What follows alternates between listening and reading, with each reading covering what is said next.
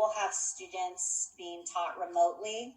And the only exception to that are students whose IEP teams have made a decision for in-person services. So that's the only exception to the model of remote.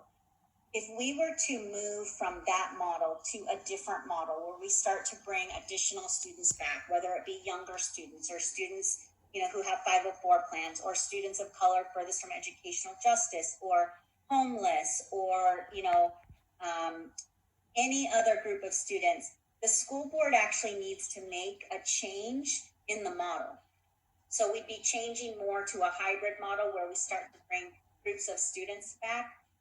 When the school board makes that determination, not only will we need to bargain with Seattle Education Association the impacts of that, but it takes the district about 2.5 months to flip the switch from where we are currently with remote model in 104 schools to then bringing additional students back to 104 schools. Even if it's 50 students per school or 100 students per school, it's still a significant effort. We have to reroute transportation. We have to make sure all the health and safety protocols are in place. It's a really big effort for a district our size.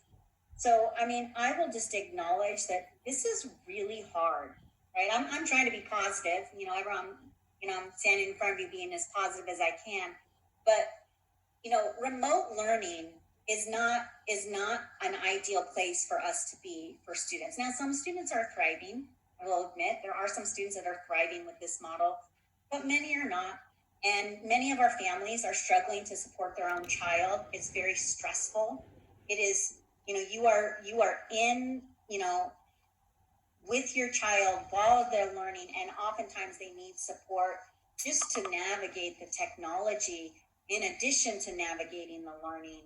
And so we want kids back in school too. I know Jolene and I, we bargain together. We are in all these conversations. Our personal belief is, we want kids back in school. But the answer that I just gave you is the true answer. It's going to be some time. The superintendent made an announcement, and the school board is right there, where we will not be making a decision about this before the end of the first semester. The end of the first semester is January 31st. Should the school board make a different decision about that, it will then take the district two-ish months to then operationalize that in 104 schools. So that is the truth. That's not what people want to hear, but that's the truth.